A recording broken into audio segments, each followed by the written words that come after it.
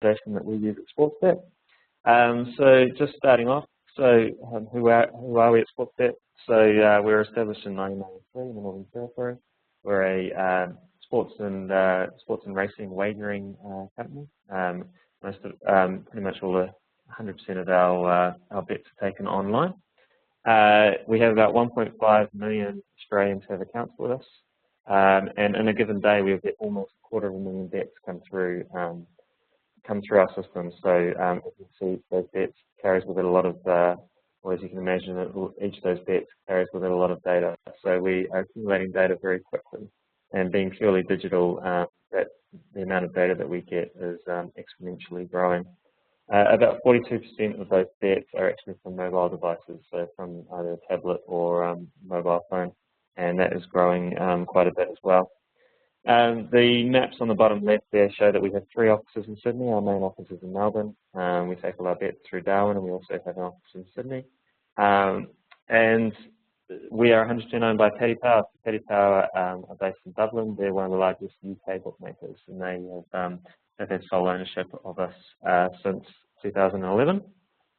And with their ownership has come a lot of their expertise and also a lot of their investments. So the graph on the bottom right there shows the number of staff that we've had over time.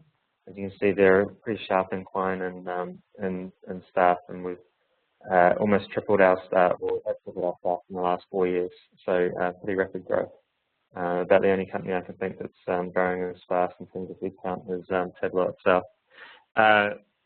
So moving on, what do we do, what do my team do at Sportsbet? So the online analytics team, our team purpose is to develop data-driven opinions that form strategic recommendations to optimize all customer experiences or interactions and experiences. So what does that mean? So essentially we do all the analytical work for the online marketing teams and also the product development teams to ensure that they can make the smart decisions that can be backed up with data. So that's the key part to that sentence, is the opinions part, so the data-driven opinions. Our job is to basically go through and form those opinions through the data, which is where Tableau comes in.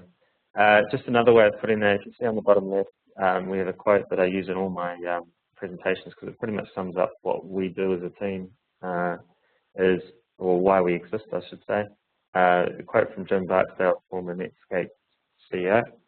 If we have data, let's look at data. Before we have our opinions, let's go with mine. So what that alludes to me is going back to, or is moving away from the sort of hippo type arrangement, the highest paid person in the room's opinion, and moving towards a data-driven culture where it's not just the highest paid person's opinion that counts. It's the person that actually can back up what they're doing with data. And if you can't back it up with data, then you may as well go back to just forming random opinions. So why Tableau? How does Tableau help us to achieve these goals? So identified 4 reasons. So, primarily speed, and by speed I'm talking about the speed in terms of getting the analysis done. So with a click of a few buttons, you can actually start to see things in Tableau, which is a great thing. And I mean, once you plug the data in, you're essentially away, and you can actually get to the insights much faster than with other tools we might have used. Size, now the ability to process an extremely large data set. The great thing about Tableau, as opposed to an Excel or whatever, with an Excel, you bring in a consolidated, aggregated data set, and then you go from there. With Tableau, you can bring in a massive data set, and you don't have to think while extracting the data. You don't have to think about what elements of that you're going to explore. You can explore once you're inside the tool. Whereas with Excel or whatever, if you're doing the analysis, then you have to go and you think about something else that you want to explore. You'd have to go back and then fetch the data again. And thirdly, we've got the flexibility. Flexibility to use a variety of different data sources, no matter what they are like. So you can push SQL Server databases in, you can push CSVs, Excel sheets, all the way through to Hadoop type databases. Can all go into Tableau, and once they're in there, you can do your analysis with them. And the last thing I've identified is sharing. So it just facilitates the sharing and the collaboration between the analysts. Now, it's something that we're very big on at Sportsbet, one thing that we have found is that the more that you can get analysts to work with each other, the more they can learn from each other. It's quite a tough job what analysts do, and it requires a lot of different skill sets and a lot of different knowledge and commercial knowledge around the business. So the greater that collaborative piece can be, the more the analysts can work together and learn from each other and ultimately produce better work. So Tableau enables that sharing by being able to not only share the end results of their work, but also share the data sets that they're working on, and that's a great part of Tableau. So this chat is about data visualization and goes through some of the points of data visualization. But why does the data visualization actually matter? Why does it matter what colors we use in our charts and how we present things? So I've got a quote here from Edward Tufte, who's a professor at Yale University and is widely recognized as one of the pioneers of modern data visualization. Of all methods of analyzing and communicating statistical information, well-designed data graphics are usually the simplest and most powerful. And so just jumping in here, it's another reason why data visualization actually matters. So the answer to most business problems lies somewhere in the data.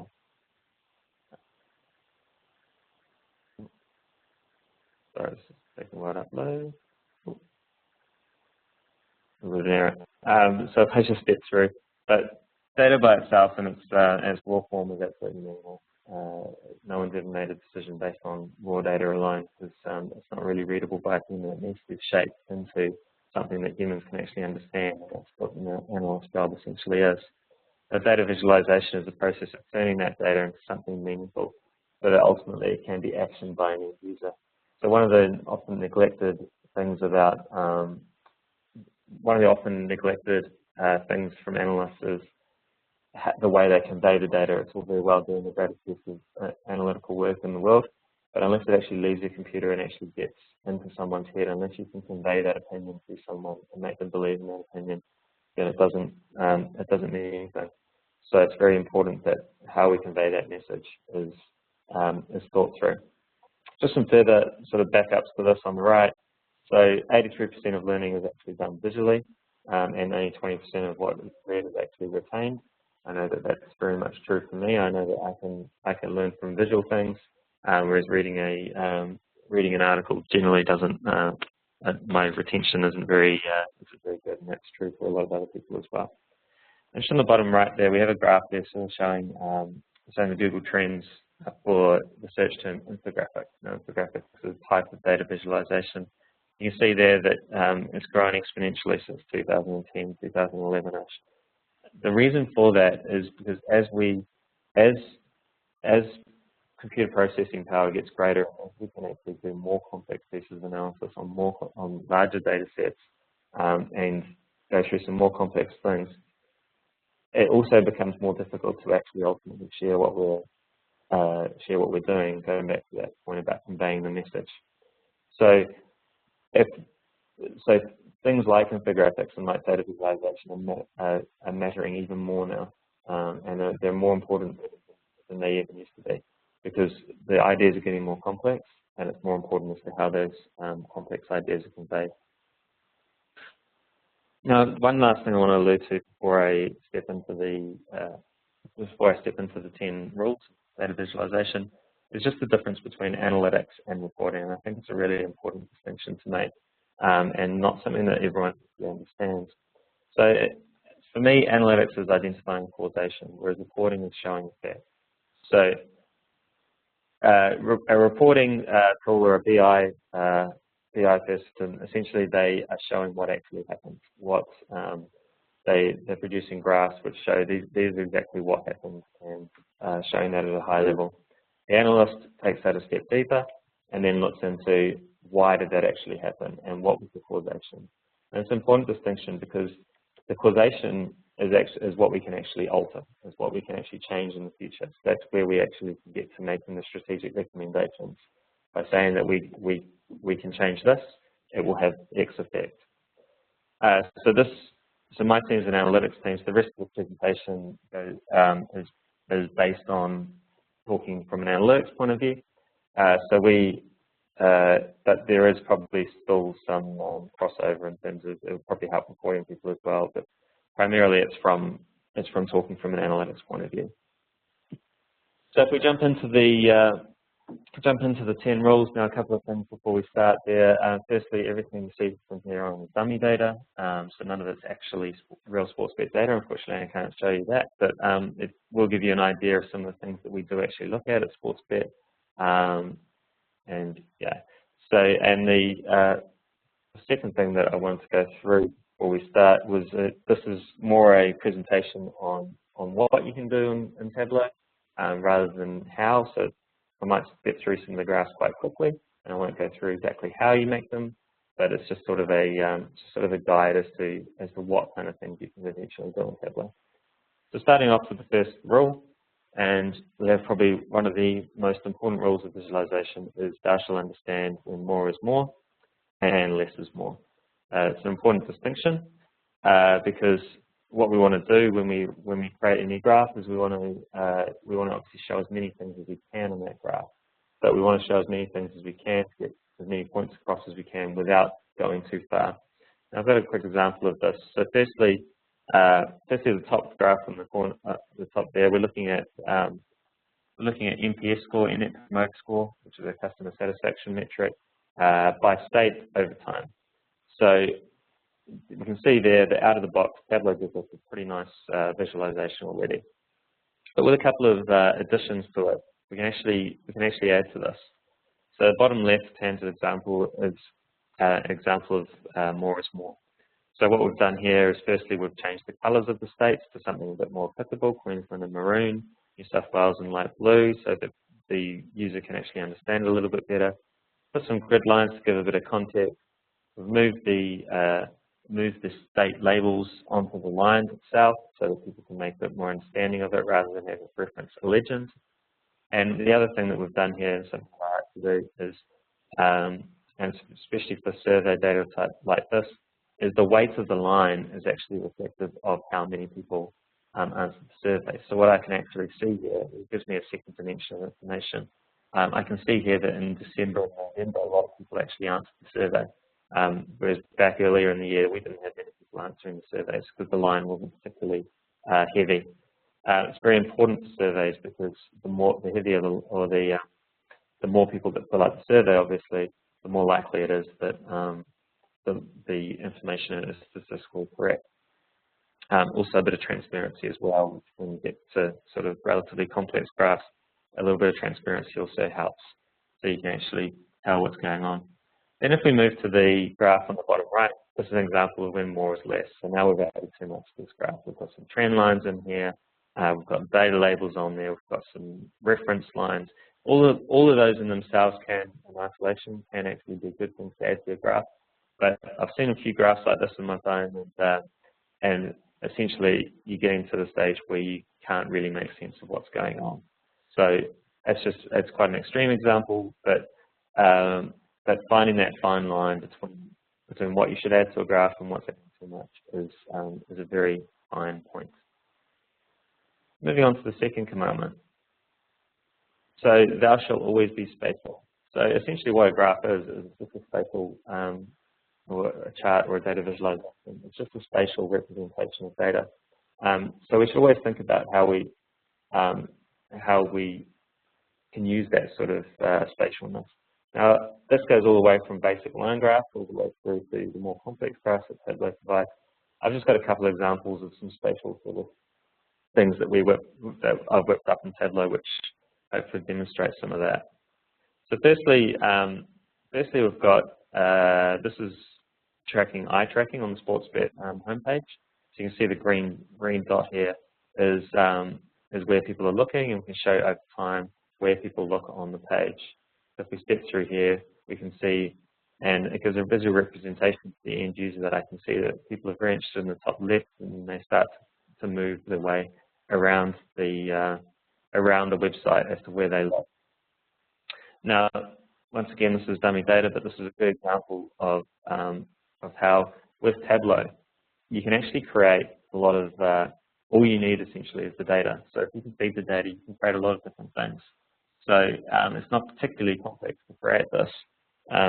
All you need essentially is the data in a format that that can represent this, and then you can do the rest, which is really helpful in a variety of different ways. Another example of this is, now this is looking at AFL. So we're just having a quick look here at where players kick their goals from, and whether or not they're successful in getting a goal or a behind, or whether or not they scored no goal at all. So this gives a visual representation, and I can see in this dashboard I can choose what team, choose what player on the right that I'm looking at. So this example here on the right for player number 19 in the Greater Western Sydney team, I can see here that he's got an inclination to hang around the right, around the pocket of the field, whereas he doesn't spend as much time on the left-hand side of the field as he looks at it. So I can, as a coach or an opposing coach, I can start to get a feel for where players are actually moving to. And this is just a really basic example of that sort of spatial analysis, but it's a great example of how being spatial can actually add to what you're doing. Moving on to number 3. So thou shalt always consider using reference lines. Now, reference lines are one of my favorite features in Tableau. Doesn't mean you should always use them, but definitely I think they can always potentially add to a graph. I've got a couple of examples of how I like to use reference lines.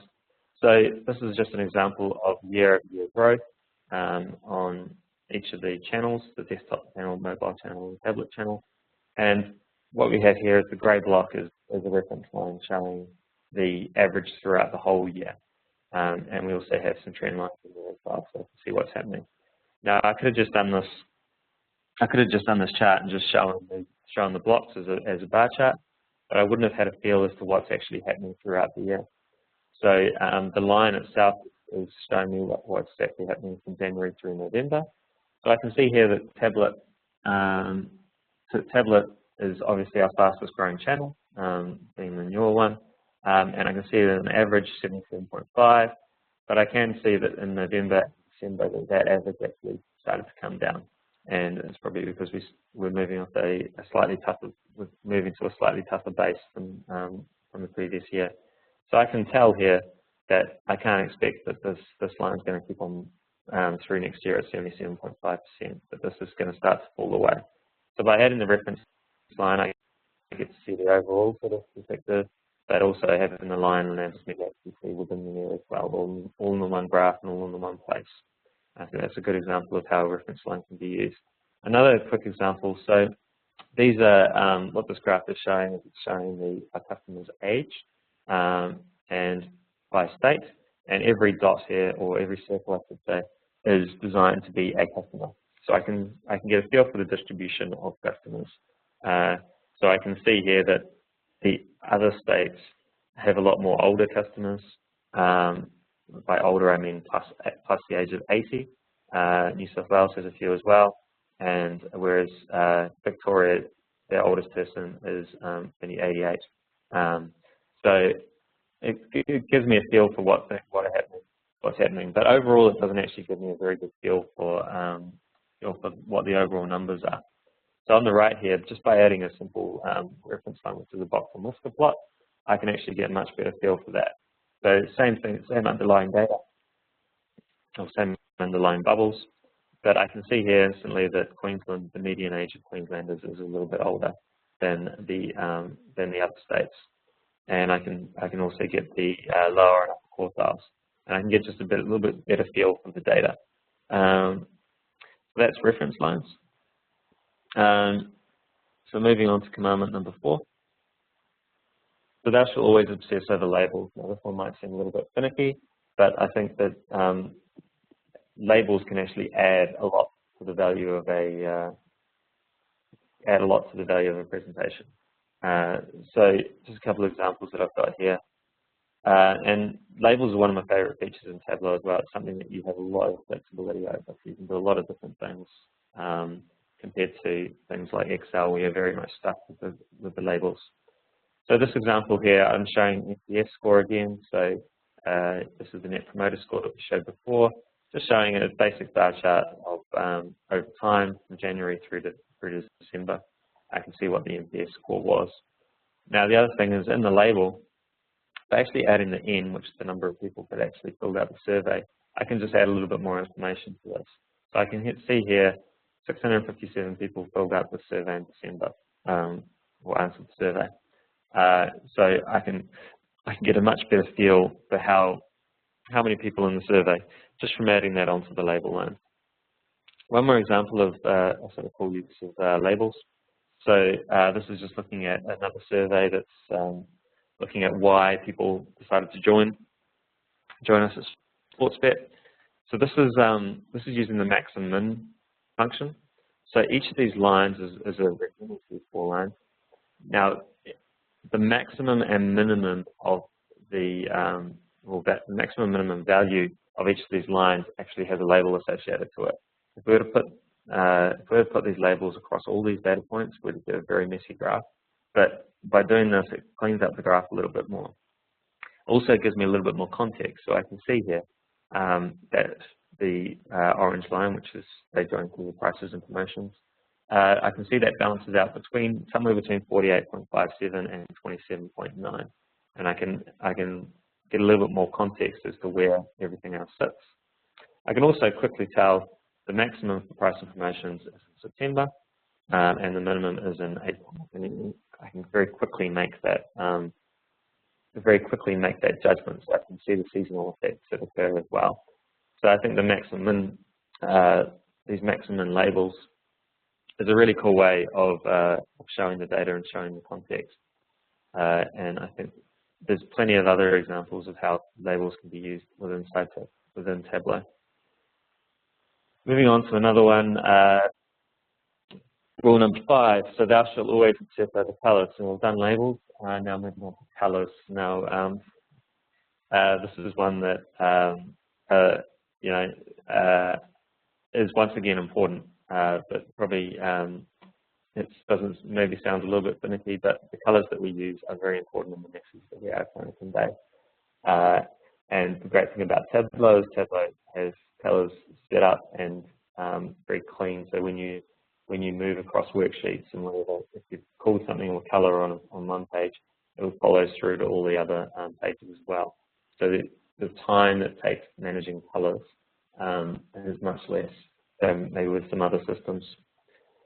So just stepping through why colours are actually important. So colours can help to tell the story. They can the differentiation between colours is very important in that spatial sort of aspect. Keep the colours consistent throughout. So it goes back to what I was just talking about.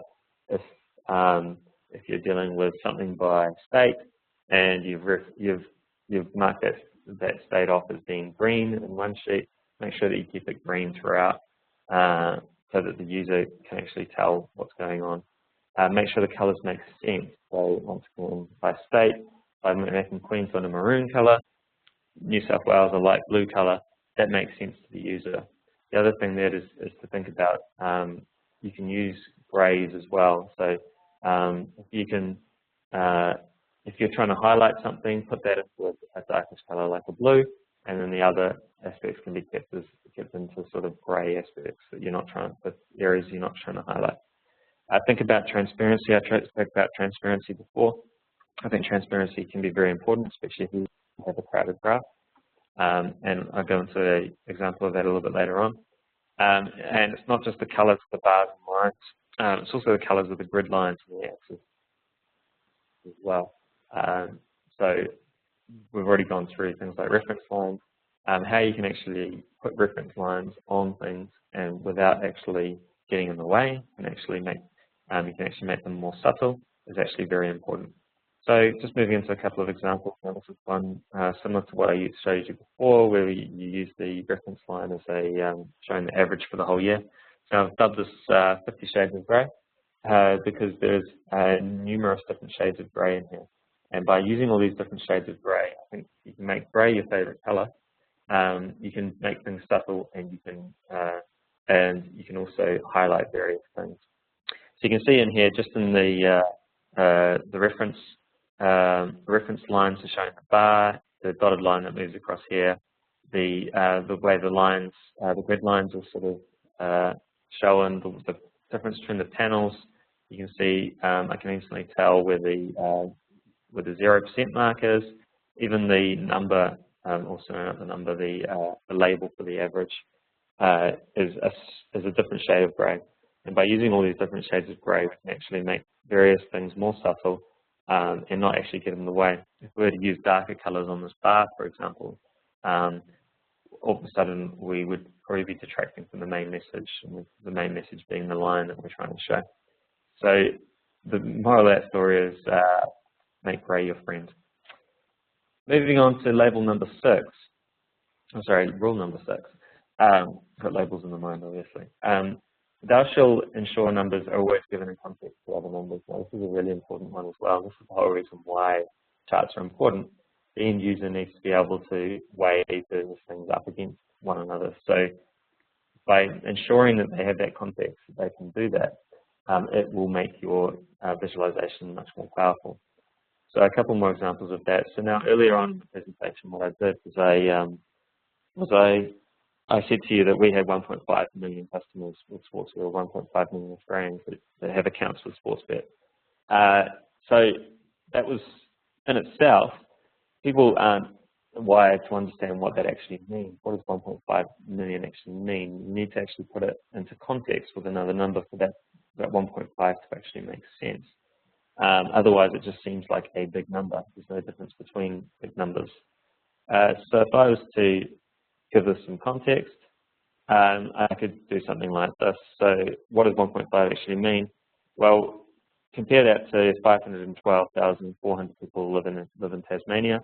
476,300 people are actually identified as Islamic. 650,000 are actually New Zealand citizens. This is Australians. I'm one of those New Zealand citizens, if you can tell from the accent. 850,000 are registered cricketers. So I can see here the reflection. I can see here some context as to what 1.5 million actually means. And the last one is 0 Australians who have actually bragged on Facebook about winning a Bledisloe Cup. For those of you not familiar, Bledisloe Cup is the rugby battle between New Zealand and Australia, and Australia hasn't actually won it since a year before Facebook was actually invented. So that's why that's 0. And that's why I just get my little dig in as Australians. Moving on, this is an example of a table that we've probably all seen before. We've all seen tables just like this presented to us, and what we see is a sea of data and information. So what we see here, what this table actually has, is acquisition source, so where the customers actually were acquired from, what marketing channels, along the bottom, and we have various metrics along the top, which sort of gives some details as to what those customers that were acquired from those channels actually are. So basic table of information, it's a good table, but for visual people like myself, these numbers all start to blur into one, and I can't actually really make much sense to them. But it's very hard to graph a table like this because it's got multiple rows and multiple columns. One way of doing that in a visual format is like so. So we've got exactly the same information here. We've just added some bubbles and given a little bit spatial context. So we've got exactly the same metrics as we had before running along the bottom. Exactly the same acquisition sources and exactly the same values in it. What we've done, given context, by firstly where this bubble is positioned within the pane. So you can see that 83 is more than 65. I can tell that very quickly. The other thing that we've also done here is the size of the bubble is actually reflective of where the acquisition source ranks within each of these metrics or within each of these panes. So I can see here that paid online media for percentage of bets on racing is the highest at 86%, and that has the largest bubble. Whereas down here, social media has the least percentage of bets on racing, so that's got the smallest bubble, 61%. Now what that actually does is it enables me as a user, I can scan this both vertically and horizontally to work out what's going on. So if I scan this vertically, I can all of a sudden just very quickly tell based on the position of the bubble. I can see here that this is the paid online media is highest for this metric. and I can see what comes second, third. I can get a spatial representation of what's going on there. What I can also do is scan this horizontally. So if I'm looking at the social media row, I can scan this horizontally, and by the size of the bubble, I can actually see which areas this performs highly for. So social index, how social these customers are. Obviously, you expect that customers that came in through social media would be relatively social. I can see here that that scores quite highly by the size of the bubble. Or social media scores quite highly for that. Also scores relatively highly compared to others for percentage of bets on mobile. I can see here that median salary and percentage of bets on racing scores at the lower end of the spectrum. So that's just an example of maybe showing the same information as a table would, just making it a little bit more spatial and a little bit easier for the user to actually scan through and actually understand what's going on. Another example of making things giving a little bit more context. Now, one of the greatest things about Tableau is the way you can actually use scatter plots. Scatter plots are a great great way to represent information. The reason being is you can actually put about 5 different dimensions on a scatter plot. So you've got the x-axis, which can tell you one thing, the y-axis, the size of the bubble. You could change the shape of these, which I've done here. You can change the color, and also the other thing is you could add some animation to it as well, so you can have things moving over time. So there's about 5 or 6 different dimensions that I can show all in the one graph. So this example here is it's just showing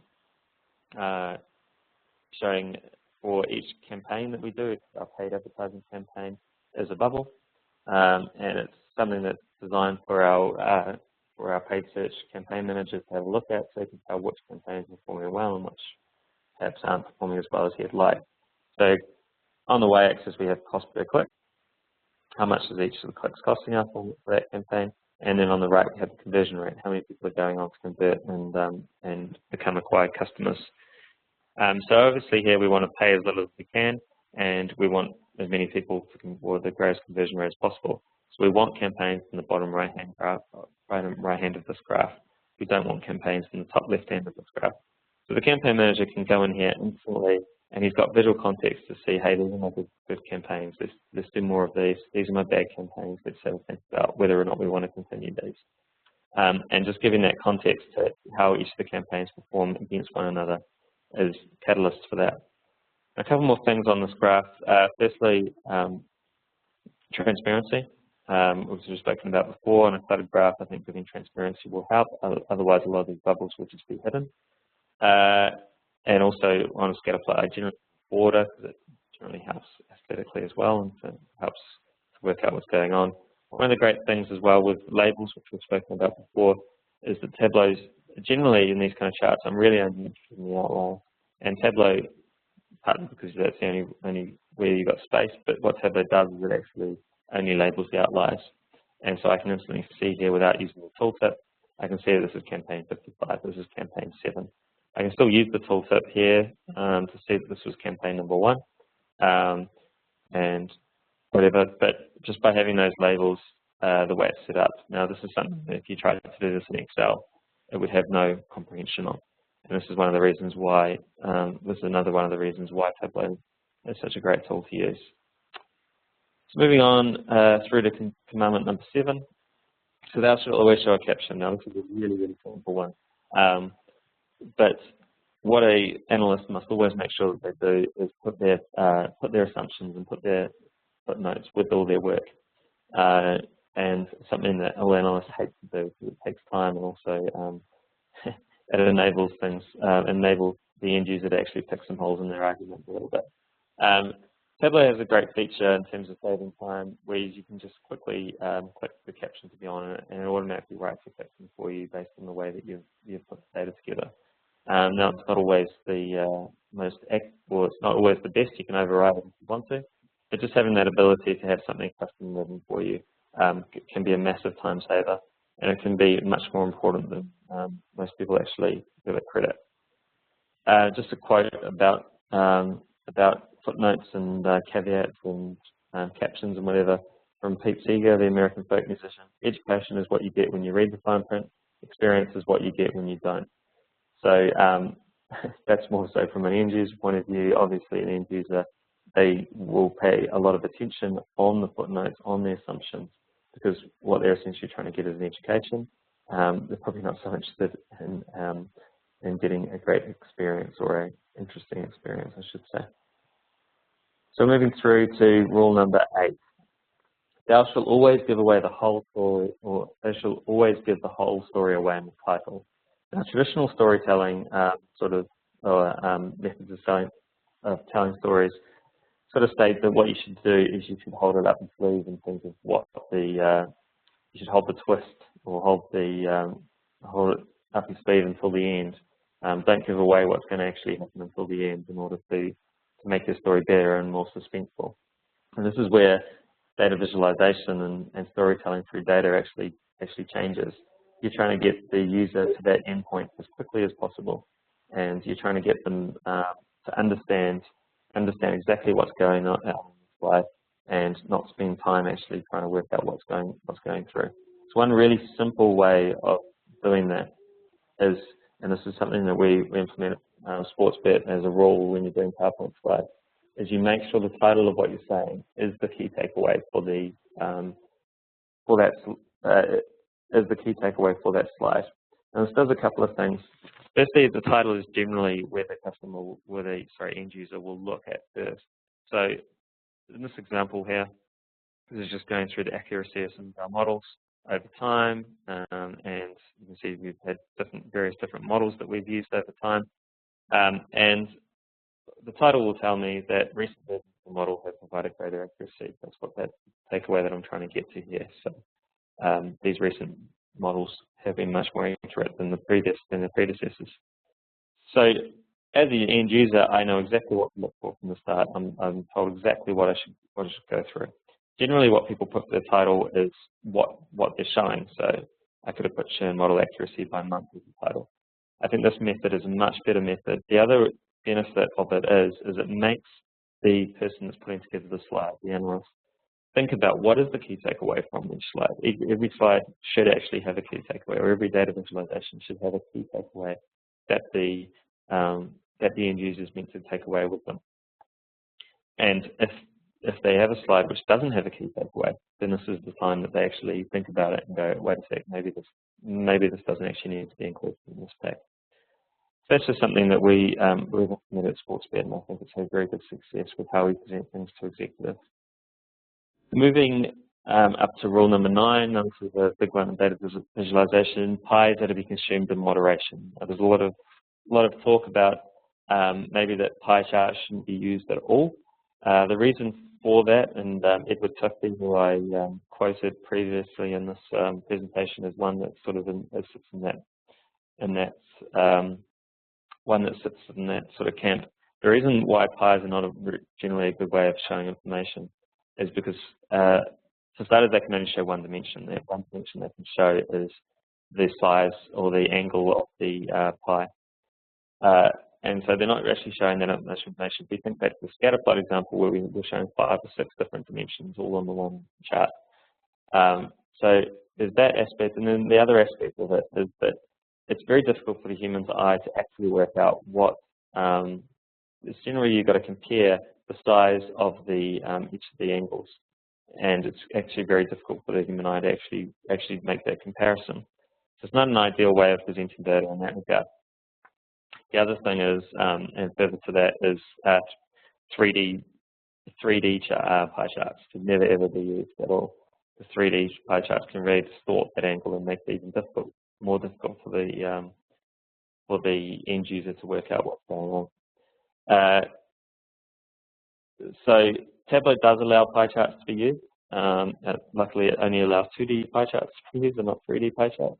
I think there is a time and a place to be using pie charts, but probably only when the information is very basic. So you've only got the one dimension that you're showing, and also probably not use its comparison to other numbers. So just a good example of what I was actually talking about there. So we see some this is just showing the percentage of bets on the various different devices and channels that we offer, and by state. So I can see here the pie charts at the top telling me this information. It's very difficult for me to compare New South Wales versus other for the Chrome desktop. I can't really make a visual comparison as to which one was providing more. The other thing is you start getting very cluttered when you've got a lot of different segments on the pie, and this is generally a very bad way of showing data. One alternative to this, which Tableau has, is the tree maps, which are shown at the bottom. They're a great way of showing this kind of data, which is often quite difficult data to show. Here I can actually make this desktop Chrome comparison between New South Wales and Victoria. I can make it very quickly. The way that tree maps are spaced out, there's generally a lot more room to write labels on top of. So I can actually make this comparison through the labels as well. So that's pie charts. And then moving on to the very, very last one of the rules. So thou shalt understand that if a line chart has more than 4 or 5 lines, there is probably a better way of doing it. Now, I've sort of alluded to before that often we try to visualize tables that have multiple rows and multiple columns. It can be often very difficult to actually visualize these in a digestible format. And what you end up getting a lot of times is something that looks a little bit like this, which we call spaghetti madness. And I've seen numerous charts that look like this. So what we're looking at here is the main reason why you join Sportsbet. And so from a survey, you can see the customers had an option of about 9 different options to choose from. And we look at this line as showing the number of respondents that occur each of these times across the months. Now, spaghetti madness, because we have a numerous line, it's very difficult to tell exactly what's going on. A couple of things here as well. I have to start marrying up this legend with whichever line it is. So if I don't have the benefit of the tooltip, I'm trying to work out which purple is what's purple on this graph. The other thing about this graph is, so we see here the grey line went up very quickly in October. But we can see that a few other ones went up as well. There's no context as around what does that mean that it actually went up. It would be much better to probably show this as a percentage of respondents as well and make things a lot clearer for the user. So a couple of alternatives to how you can actually change this. Each of these alternatives probably have their pros and cons, but they're just sort of designed as ways of thinking about sort of changing this. Now one way is to use a bump chart. A bump chart shows rankings. Now, this doesn't avoid spaghetti madness, but it makes it a little bit easier to digest. What this chart actually has is it shows me for each one of these 9 areas or 9 reasons. It shows me where it was ranked in each of the months. So I can easily scan my across here. I can marry up straight away that this is due to a sign-up offer. And I can see here that pretty much the sign-up offer is number 1 every month, except in April and May. All of a sudden, I can see that they're not as important, especially in April. So there's a seasonality aspect here. So I can see that if we're sorting out our sign-up offers, maybe we don't pay as much attention to them in April and pay more attention to them in the months when it really matters. And we've paid more attention to having a good website, which probably we're paying attention to all the time. But that we know that our customers, that's their main priority from April. This, isn't ideal. It's still got the spaghetti madness aspect to it, but by doing it by rank, it cleans things up a little bit more. So the other issue with this as well is I can see that in this month, I can see that sign-up offers were number 1 compared to I like the brand. But I can't actually see from this chart exactly how much it won by. And might have just won by a little bit, but as far as I can see, I can only see that it was ranked higher. Another alternative, and this is similar to a chart that I showed before, so using the bubbles for spatial context. So putting it back into a table, but then using the bubbles just to give it a little bit more context. So it's exactly the same data. I can see the 9 reasons running along the y-axis here, and I can see the time period across here, and then I can see the numbers inside. But not just showing numbers, by showing the size of the bubble, I can get a lot more context as to what's going on. So I can see instantly here that availability of racing fixed odds is relatively important in some of these months, March and April. I can see that it's not important at all in May and June. And I can see that from the number itself, but I can also see that from the actual size of the bubble. On the other end of the scale, I can see when sign-up offers are important and when they're not. So I can run this is another example of showing that context that I can run my eye across this horizontally. I can also run it across vertically as well. I can instantly see down here. If we're getting to September and we need to work out what's going on, well, I can see instantly that sign-up offer, I like the brand, and good odds and prices are going to be probably very important for this month, whereas some of these smaller bubbles like tipping competitions might be very important in September. So that's one of the alternatives. Another alternative, and I just spoke about tree maps before, but tree maps can be very useful and used in this type of environment or this type of setting. So same information. What I can see here is the tree map breaks it up. Due to the nature of the tree map, I can put a lot more labels on it. What I've done is I've congested this to show by quarter rather than by month. Because I can also keep the colors consistent, I can run my eye through the colors, so I can see good odds and prices. Not so important in Q1, but also in Q2, I can instantly make a comparison to see where they are. Likewise with all the other colors as well. And also by showing it by rank, I can quickly see sign-up offer is the most important in Q1, Q3, and Q4, but good odds and prices are more important in Q2, and I can therefore make decisions based on that. So tree maps are a great way of showing that kind of stuff. And the last one I'll show you in regards to this is what I call the divide and conquer strategy. So here we've got what I've done here is I've broken these 9 reasons up into 4 sort of subcategories. So you can see here that I saw an ad, I've heard good things about it, and I like the brand. I've sort of lumped them as being reasons to do with branding. And by doing that, I can then split it out and avoid this petty madness by just making it a little bit cleaner. So each of these for each of these months, across the 4 breakdowns, each of these still add up to 100%. So it just gives me a clearer sort of example or clearer sort of idea as to what's going on. And I also, with the labels being in here, I can make sense. The other good benefit about this is that by lumping them into their own categories, I can see that prices and promotions are pretty much the most important thing that we do. Branding comes in second, and the products and markets that we offer and product technology that we offer aren't quite as important, but still obviously relatively important to the whole piece.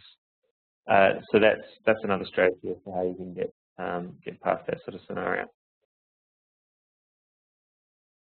And that is the end of the presentation. So thank you very much for your time. I hope you've enjoyed that. I've got my sort of Twitter handle there and my LinkedIn thing there. If there is any questions that you might have or anything that you want to raise from this, then please feel free to ask any questions through that sort of thing.